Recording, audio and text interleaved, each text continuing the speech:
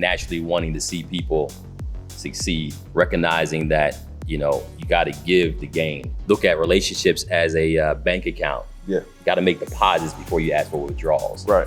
But if you have a network that could be valuable to other people, you could always bring value to people. Doing networking events, connecting people, that created its own currency in the marketplace to say, you're someone that I can talk to connect with anyone else as well. So that became my currency and value I could bring to any space I came into. It has to work or it has to work. Welcome to Circle of Greatness. I'm your host, Nehemiah Davis, and I'm super excited about today's episodes. I get to bring both of my brothers to you. These are two gentlemen who I look up to. I call them like friend tours. We're homies, but they always teaching me different things from love and business to social causes to all type of things. So I basically want you guys to be able to sit on one of our conversations and kind of hear some of the things we talk about. So without further ado, my brothers, last time we was all together, we was on a Virgin cruise. That was a good time though. It's a great time. We got to schedule the next one. Yeah. We talking about December. Let's do it. Something like that, yeah. Sure. Cause they like two parts. Jail was like, yo, that's my birthday. It'll be dope. And December, like we could go somewhere. It's gonna be freezing cold here. Why not go somewhere around the first week or second week in December? I'll be coming out of Miami, so. Right. Either way, you good. Yeah. We'll be happy coming out of Philly. Yeah. Oh yeah, definitely gonna be happy coming out of Philly. So Sul, let the people know what you do, man. We met literally. I'm grateful for Be Me, bro, because I play ball with Marvin 3-4 days a week. I kick it with you, Sean. Like I really felt like I built a brotherhood that I'll rock out with forever long we on this earth. And one, I'm great. Shout out Be Me for that. Trabian Shorters, Ben Evans, and everybody else on that team. Like I built some real brotherhoods, and it's all because of that. Man. Yeah, and I heard your name before meeting you through Be Me as well. Same. Because I had a good friend of mine. He said, "Man, this young guy coming up remind me of you. Doing events and just connecting with people." Yeah. So it was great through Be Me having an opportunity to connect. Yeah. But my story is from Philadelphia. Been an entrepreneur since young.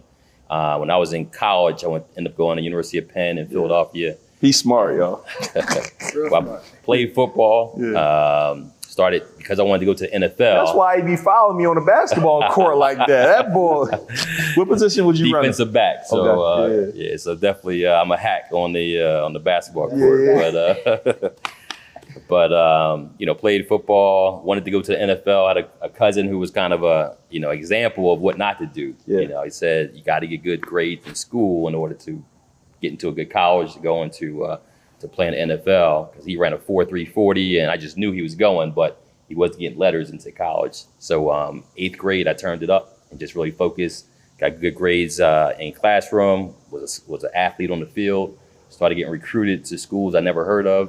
Ivy League schools like Columbia, Dartmouth, University of Penn, coaches coming to my home. And so I ended up majoring in engineering and in college. And but so you got an engineer major? Yeah, engineering major. So do that mean you engineer? Or? I mean, you say engineer by trade, right? Okay. But you use engineering mindset and problem solving quite a bit in entrepreneurship too.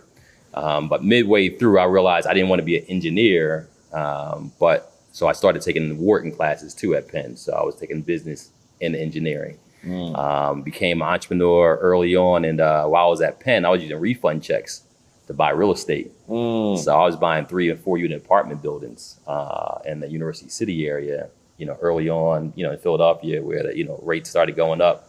So I was introduced to entrepreneurship.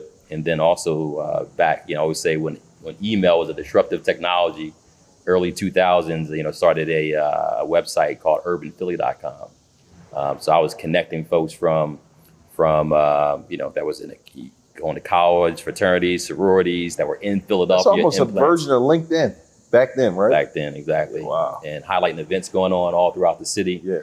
And fast forward, also did network marketing. So, I actually honed a lot of skills through learning sales, leadership. Built a team eventually over 30,000 distributors all across the country, 40 different states, 9 different countries. So just learned to be able to publicly speak, to present, to sell, to communicate, lead teams. Today, I have a company called Diverse Force, which is really focused on professionals, helping them to elevate into leadership roles, not just become successful, but also significant by way of giving back in meaningful ways. Yeah. And one So way make that the money and give back at the same time. do well, do good at the same time. Yeah. And also one of the things that benefited me, I didn't know that serving on nonprofit boards was such a social capital hack, if you will. I was asked to serve on boards late 20s, early 30s, eventually became the chair of the board for African American Chamber of Commerce in Philadelphia. Started meeting CEOs all throughout the city, started sitting on boards that had CEOs and was proximate to influence and power, had a big network of mostly Black and brown professionals, but never crossed over into the corporate spaces, the political spaces, until I started serving on boards. So when I started Diverse Force in 2017, I wanted to duplicate that with other professionals that were dope, doing great things, but were not having that social capital relationships to really get to the next level. So at Diverse Force, we started Diverse Force on boards, training mid to senior level leaders to serve on nonprofit boards as a start, and then also started an executive search business as well, where we actually place people, work with companies to place people in leadership roles in companies. What's the main placement you would say you do? Yeah, it's mostly in small to mid-sized nonprofits, actually. Okay. Is it a specific role, like I'm making this up, assistant? It's not an assistant, I but is understand. it? Yeah, it's mostly, so executive search is focused on the C-suite. So CEO, executive director, CFO, COOs. All the big wigs, essentially. Exactly. So the executive team. So we're placing people on boards, which actually the CEO reports to the board, and then their C-suite team as well. So we're helping make impact from the top of the organization, but making sure folks are stepping up and making sure their impact is felt throughout the organization. I always say from the mailroom to the boardroom. Got it. That's good. That's good. And man, one of the things I've learned, man, you've been great with you like a connector. Is that a innate thing, or you read books to learn? Like you just, when I introduce you to somebody, it's always something that you can help the person I introduce. Oh, I know somebody over here. Or it's like how is that an innate thing? Did you develop it? Like, you get what I'm saying? It's I understand what you're saying. Yeah, I think it came through one, just naturally wanting to see people succeed. So naturally wanted to give in that way. It was network marketing too, through the personal development, recognizing that, you got to give the gain, right? So you look at relationships as a bank account. Yeah. You got to make deposits before you ask for withdrawals. Right.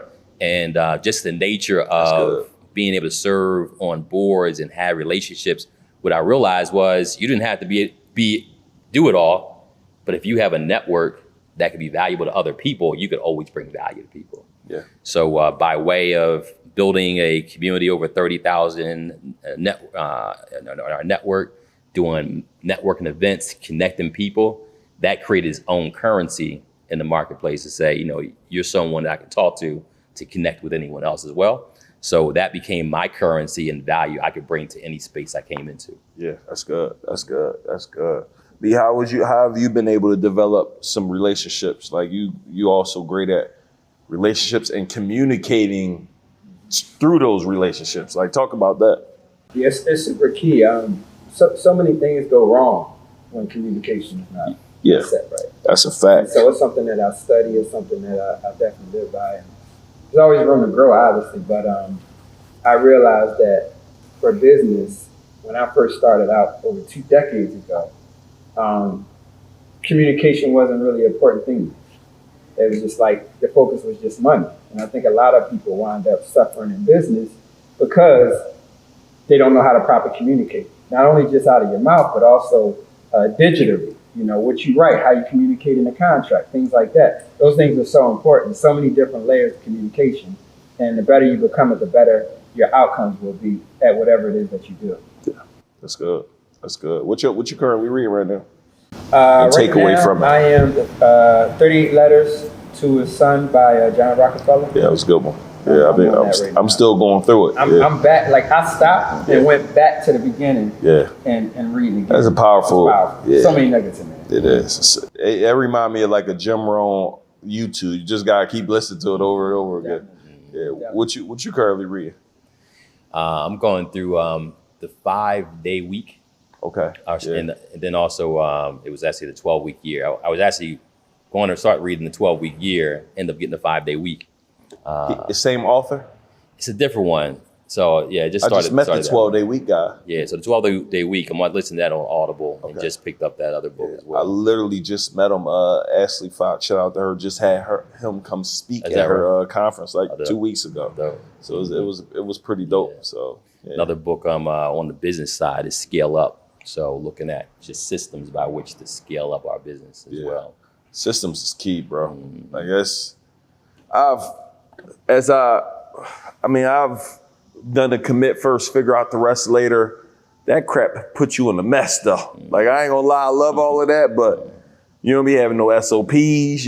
And again, we're improving we're constantly improving, but I think if you could get ahead reading these books and learning, scale up, learning traction, learning management, getting everybody to do a SOP, like just do it right the first time. Yeah. Like, you know what I'm saying? Like Gene Wickman was actually mentored by the author of Scale Up. Okay. He spun off and created the EOS system, created traction. Yeah. And that's one thing I live by is having that integrator. Yeah. To talk about the visionary and integrator who happens to be my other half. Yeah. I think the same way we meet as well. She's the integrator. You the visionary. Ain't that like, I was talking to me like there's a lot more visionaries than there are integrators and operators. Yeah. It's a limited amount of operators. It needs to be a search. You need to start the search of just plugging operators of people businesses. Yeah. You know what I mean? Absolutely. You can't do it without an operator. Especially me, I'm do this. Somebody got to pull all of these things together and go put this thing in motion. Yeah. Getting one is one thing, but trusting one is something totally different. That's another thing. Those that have, started building their business from the bottom, not realizing that you're only going to get to a certain level before it's now time for you to bring other people in. Like you said, commit first and figure out the rest. That'll get you out the gate. Yeah. But once you get to a certain level, a certain pinnacle, you realize like, all right, I've been kind of surfacing around this position too long. Now it's time to definitely start bringing those people in to build a team up and bringing an operator in that you trust. You've been holding on to things so long, a lot of people struggle with letting go, trusting other people, understanding that they're going to make mistakes, understanding that we got to figure out what we need to do in terms of training and things like that. It's super important to make sure that you pay attention to each piece to the puzzle, but it's no way that you build to a certain level by yourself. A lot of people struggle with that. Yeah, that's good. That's good. What's your thoughts on that? Yeah, I agree. I mean, you have to also sometimes reflect on yourself. Are you a good leader? Yeah. Right. Man, and also just being a good leader doesn't mean you're a good manager. Yeah, facts. So that's where having self-awareness, a good second, a person who can kind of be that chief of staff, be that integrator, that person who can be that intermediary or hiring team members. So I have team members who I know are better managers than me. I can lead, but I'm not a great manager. Every week, holding people accountable, things of that sort. So having the right people in place. One of the things we do with our diverse force on boards is we make sure that everyone goes through our board training program. They learn themselves as well. So they actually do an assessment. They get a DISC assessment, motivation assessment as well. Yeah. And you see the patterns. This assessment and the motivations.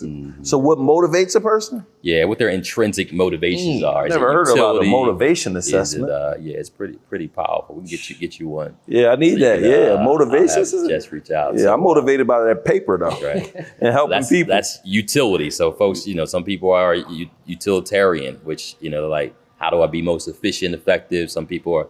You also have a social side to you. I know your mother instilled that into you early on as well. So, so understanding that aspect of it as well is powerful. How important is? Go on, man. That also connects to communication style. Yeah. If you understand what your team is motivated by, then you understand how to communicate. Yeah.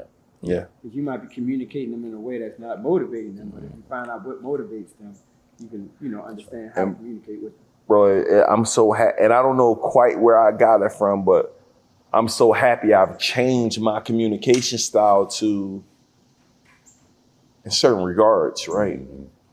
Like when I'm talking to potential partners and stuff, I'm seeing talking to you from a view of motivation. I mean, it's not motivation. I'm talking to you from a view of what I know works for you. Like if you're not money motivated, I'm not going to be talking about money. If you're more impact, let's only talk about impact, this, and understanding that if you're all about impact and that still needs to tie into money, I want to go ahead and talk about, hey man, what's your goal? How many people do we want to serve with this? How many people are you anticipating that we can serve over this period of time? That's good. Like what are some goals you want us to see happen for them? And we got, and Ashley says, like, she got a no man left behind policy where everybody in her program, she want to make sure they succeed. I think we should implement that into your thing because I think that'll really help. Then I may go to the money. That's good. You know what I mean? It's a whole different, if I start at the money, I already lost. If you've been telling me I ain't money motivated, this, but then I go with Sonia, the student loan doctor, call her, I don't need a lot of small talk. How do I get to the bag? Impact is important for her too. All of those other things are, but the thing that drives her, where the money at? Where them coins? Absolutely. So I've been being very conscious of understanding now what moves certain people. I'm even trying to do it with my children. And I just learned this now that I'm grown. I mean, of course I got an 18-year-old, but she was by herself that whole time. But I'm just learning that they all different.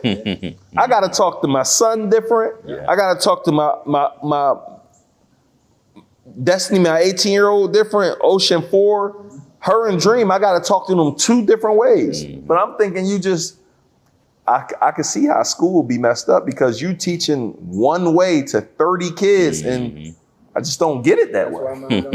Yeah, it's just studying, it's one thing when you are, and that, again, I go back to network marketing where you have to study the art of influence. And influence Let me read that book, Influence, I think. Influence by Robert Cialdini. Influence by Robert Cialdini, the psychology of getting to the yes. And then Influencer, which is more organizational. And it was those two books that I studied to build a large team. And to your point, in sales, you got it when you walk into an office and you see someone who has pictures of their family all around the office, you want to slow down before you get to the business. You want to ask questions and get them talking about themselves. They're that person that wants to hear that. That person who has no pictures and saying get to the point. You got to get to the point. So you have to be able to flex up. They say the golden rule is treat people how you want to be treated. The platinum rule is treat people how they want to be treated. That's good. Level up. Golden rule, treat people how you want to be treated. The platinum rule, treat people how they want to be treated. That's good. Yeah, I like that. So for same example, thing in leadership. Leadership, same thing. You're selling your team on the vision. You are connecting to their personality, especially as a visionary. We talk very high. That frustrates the heck out of integrators. Like you have to slow down to really talk about what the steps are, and also be willing to talk through the weeds with them because that's how they talk. But you can get frustrated very easily, talking to an integrator.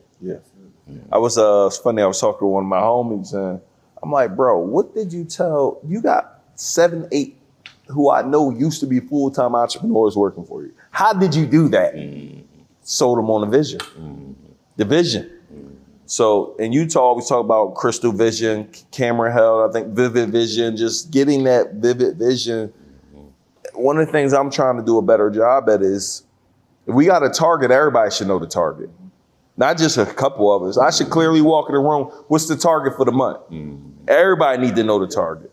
What's the target for this initiative? Everybody, what's the KPIs? Like everybody needs to know. You can't hit a goal if you don't even know what the goal is or have a clear path to hitting the goal. And it's crazy because a lot of people, especially like CEOs and stuff, they don't think that it's profitable to talk about the money in the company. Like it's okay to let the company know what the company is making. How much did we make this year? How much did we make this year compared to last year?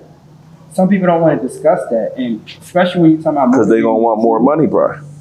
But here's the thing: if they want more money, they got to be willing to give more as well.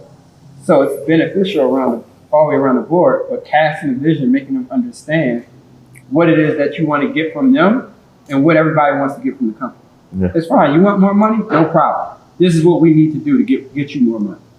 Not about getting me more money. Let's talk about what it takes to get you guys more money. I like that. Yeah. But being able to be transparent to understand what it looks like this year compared to last year, what do we need to do in order not to be in the same position next year? All those conversations are so important to have, especially with your core team within your organization. Yeah, that's good. That's good.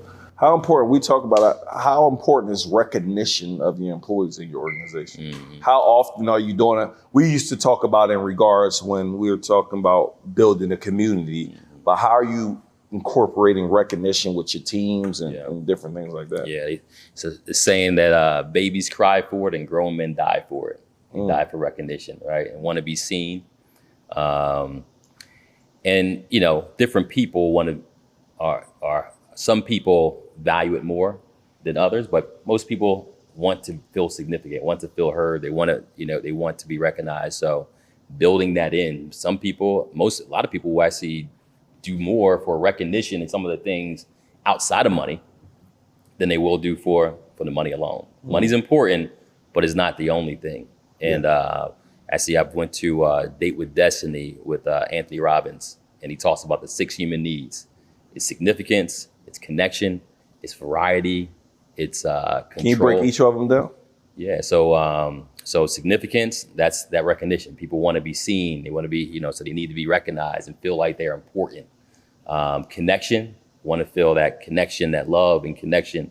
I used to build teams. Like I would build that camaraderie amongst each other, because the reality is people don't necessarily, they don't need to be recognized in spaces that they don't really care about who they're being recognized in front of. When you build a community where that becomes their kind of tribe and the people that they want to be a hero to, that recognition is a different level. Yeah. So that connection, that loving connection or relationship capital that needs to happen. You have variety. This is basically excitement, fun. Some people just need that variety. Yeah. Others need safety or control. Many times women in relationships, they want to feel safe. They want to feel, like have control over their future. Same thing, whether gender, male or female, but having a sense of control over your future, control over your life.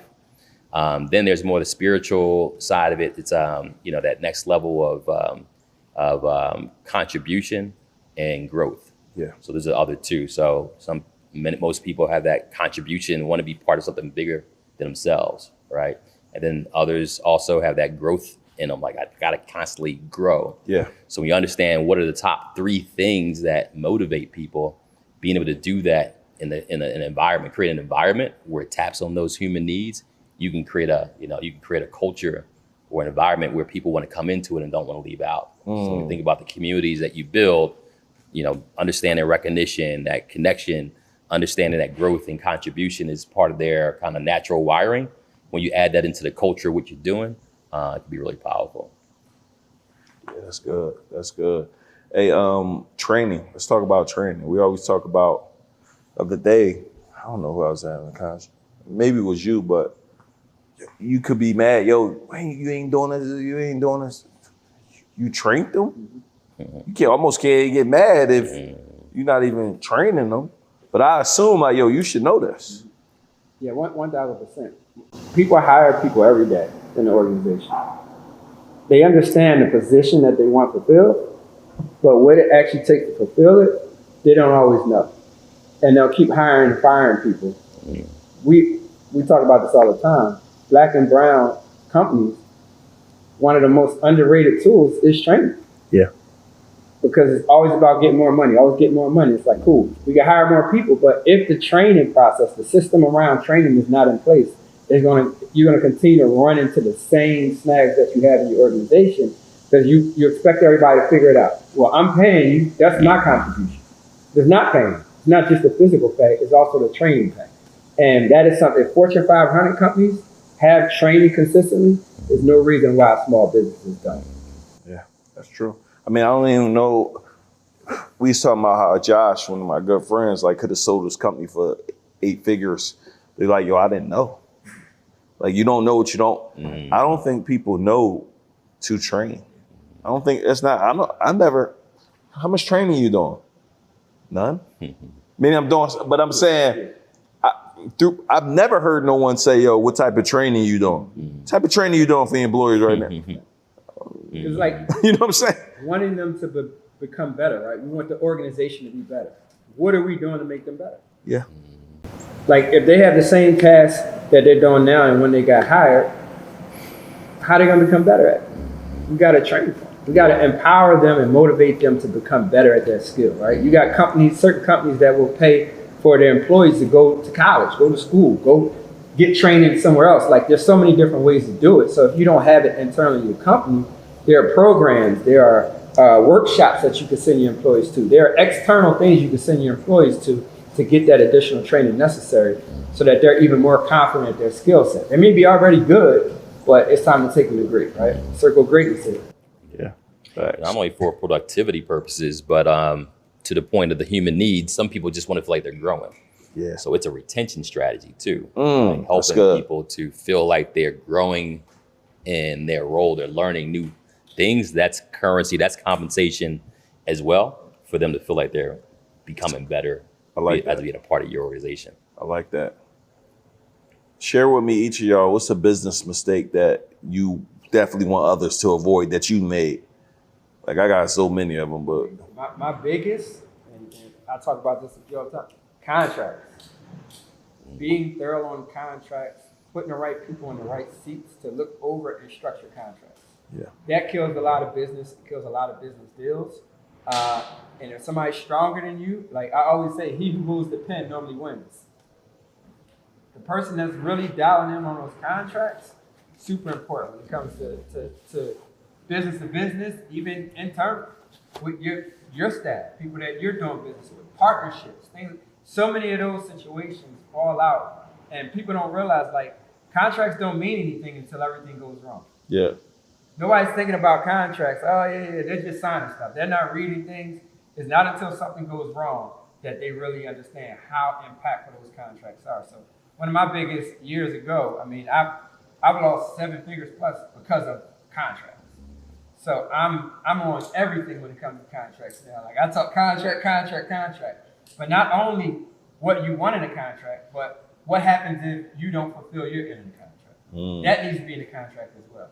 So again, when it comes down to communication, that's my main thing that I'm focused on right now. Just making sure that things are dialed in and that I protect myself. Obviously, you want to have the right lawyers and things like that. But even some of them may skip something. Just because you have a lawyer don't mean you don't read the contract. yeah. You need to know exactly what's going on to cover yourself. So in the event something goes wrong, you know you covered it. Yeah. And I would say it also plays into contracts as well, just good financial management. Many times we think we can out earn good habits around financial management. No matter how much you earn, if your habits are wrong, you're going to go broke, right? You're going to bad contracts. You try to cancel this subscription that's $2,000 a month, and you've already auto renewed into a new year. With them. So That's how HubSpot got me. Got me too. They got us too. And they be on that crap.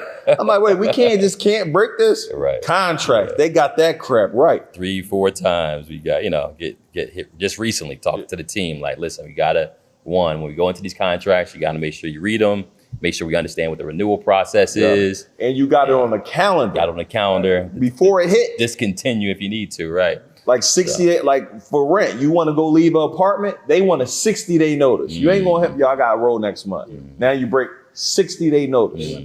Yeah, that's a fact. Just imagine how much money you leave on the table as a company by not having contracts in place. Oh, a lot. I know I've lost. Holding employees that aren't productive, right? Hold them too long. Oh, talk about that, bro. Yeah, I mean, many times again, if you don't have the training, if you don't have the SOPs, you could have good people, but you're not deploying them. You're not maximizing. So you just, when you have the money coming in, it seems invisible. You just keep paying it, but those financial habits will catch up to you in the long term. So, you want to hire slow and fire fast if you need to. Yeah. In scenarios where that burn rate is where your monthly expenses are, continuing. Then also how you hire people. Some people don't need to be on salary. Some people need to be performance based. So when you flex up and flex down, many times we're making decisions in good times, but you have to also position it when things aren't so great. Are you in a position that the cost of goods are decreasing along with your sales as well. So Yeah. making those good decisions and understanding the finances. So many times we're so good at the thing, but not understanding the numbers. Yeah. The language of business is finances, is numbers. So understand those numbers, making sure your books are right, make sure you're on, especially at a certain size, you got to be on an accrual basis. Yeah. As far as your books, because just having a cash basis, you can't really have enough insight into how your business is really doing until you really understand, be able to forecast and plan things out as well. And that forecast, my biggest mistake, not big. It's one of them that a lot of decisions are being made for this year. Now I'm looking at 3 years, 5 years. Like what this decision I'm making today, how will I feel about this in 5 years still paying this or not feel about this? This, like, you're buying this now based on what the current revenue is, but what if it go up or what if it go down? Like all of those things people need to look. I see these youngers now, they're getting some fast money. You gonna go buy the car or what?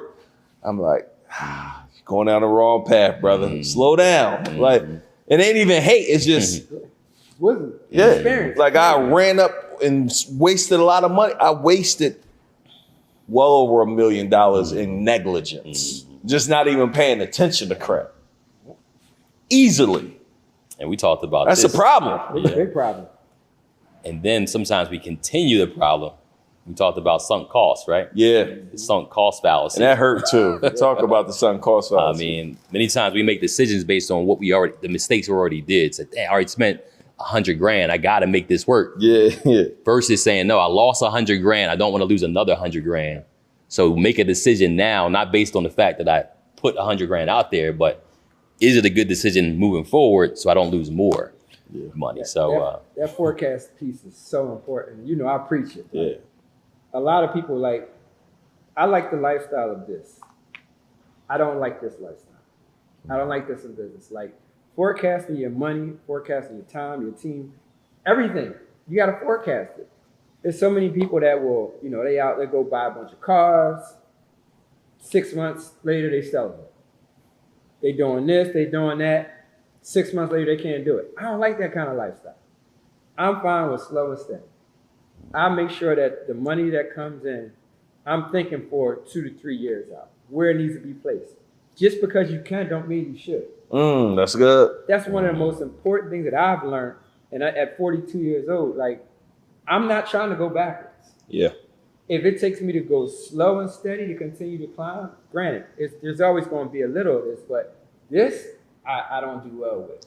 I spoke with my mentor the other day, and he said my current focus, this may sound funny too, this sounds crazy when I think about it. I'm trying to word it properly, but my goal of my business is